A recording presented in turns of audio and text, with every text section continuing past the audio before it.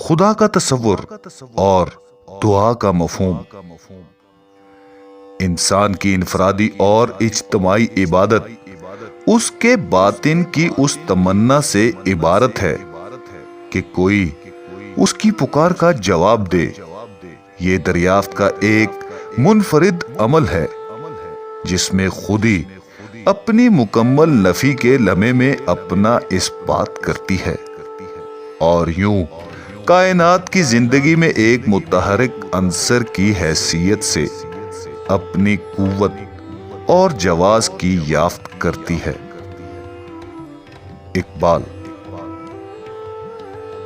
علامہ صاحب اس میں یہ فرماتے ہیں کہ انسان کی اکیلے یا اجتماعی عبادت دراصل اس دلی خواہش کا نتیجہ ہے کہ وہ اپنی بات کا جواب چاہتا ہے۔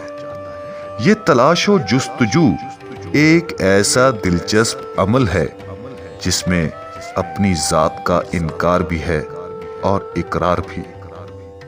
اس طرح عبادت کے ذریعے انسان کائنات کی وسعتوں میں اپنی حیثیت اور اہلیت کا سبب معلوم کرتا ہے۔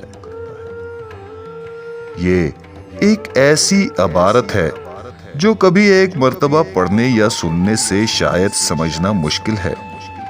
اس کو جتنی بار پڑھیں اور سنیں گے نت نئے معنی حاصل ہوں گے۔